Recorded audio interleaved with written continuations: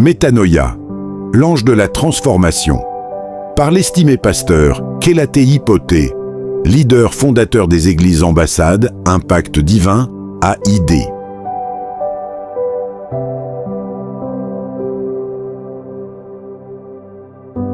Bienvenue, chers auditeurs et auditrices, dans ce nouveau moment consacré à la méditation de la parole de Dieu. Aujourd'hui, samedi 22 août 2026, nous vous invitons à élargir votre vision, à dépasser les limites imposées par votre environnement et à découvrir ce que Dieu peut accomplir lorsque vous osez voir au-delà de ce qui est actuellement devant vos yeux. Notre méditation d'aujourd'hui porte sur ce thème. Voyez grand.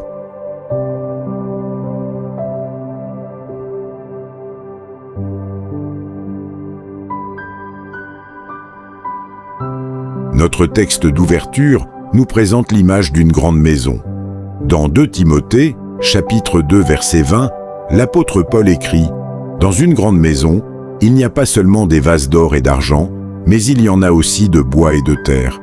Les uns sont des vases d'honneur et les autres sont d'un usage vil. »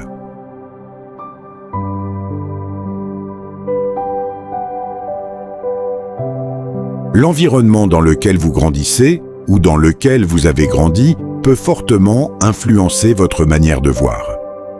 Quelle que soit la grandeur de votre destinée, si votre vision a été conditionnée pour voir petit et bas, vous ne deviendrez jamais ce que vous devez être. Notre verset d'ouverture parle d'une grande maison. Pourtant, un grand nombre de personnes ont grandi dans des maisons où rêver grand était interdit. Lorsque quelqu'un osait rêver grand, les membres de la famille commençaient à le réprimander et à le traiter de prétentieux.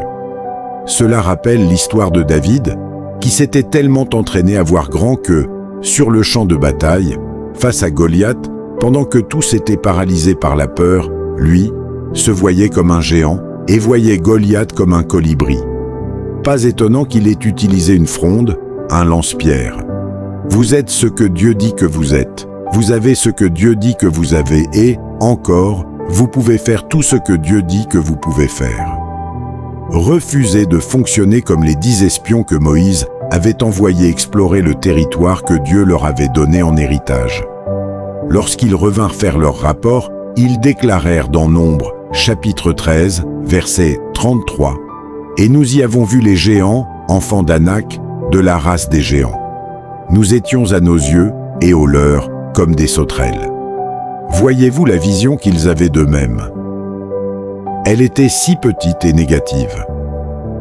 Ne vous y trompez pas, votre manière de vous voir et de voir les choses autour de vous déterminera toujours vos actions et vos paroles. Ensuite, elle conditionnera vos limites. Plusieurs personnes vivent dans le déni de soi et appellent cela humilité. Non, la vraie humilité est votre capacité à vous voir, à penser à vous et à parler de vous comme Dieu le fait.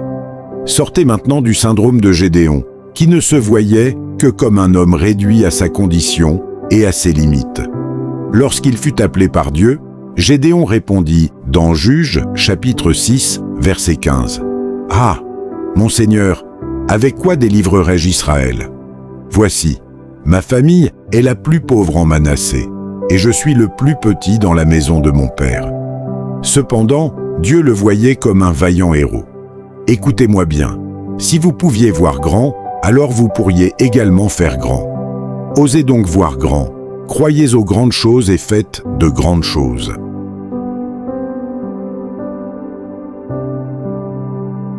Au regard de cette parole, faisons maintenant cette prière avec assurance. Glorieux Père, Père si grand et tout-puissant, je te loue pour la puissance de cette parole qui me transforme aujourd'hui pendant que je médite sur elle et prie avec elle. Au nom de Jésus. Amen. Gardons cette vérité dans notre cœur et faisons-en une règle pour notre marche.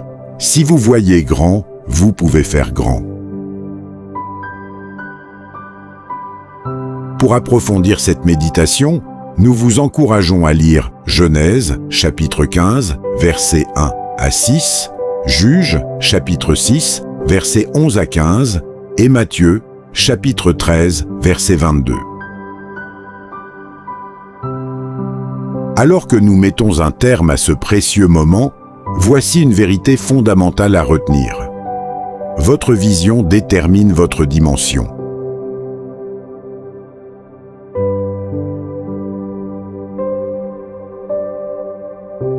Si vous n'êtes pas encore né de nouveau, nous aimerions vous donner l'opportunité de faire de Jésus-Christ le Seigneur de votre vie. Priez maintenant avec nous de tout votre cœur. Ô Seigneur Dieu, je crois de tout mon cœur en Jésus-Christ, Fils du Dieu vivant. Je crois qu'il est mort pour moi et que Dieu l'a ressuscité des morts. Je crois qu'il est vivant aujourd'hui. Je confesse de ma bouche que Jésus-Christ est le Seigneur et le Sauveur de ma vie à partir d'aujourd'hui. Par lui et en son nom, j'ai la vie éternelle. Je suis né de nouveau. Merci Seigneur d'avoir sauvé mon âme. Je suis désormais un enfant de Dieu. Alléluia. Si vous avez fait cette prière avec foi, vous êtes désormais enfant de Dieu. Alléluia. Merci d'avoir été avec nous pour ce temps de méditation.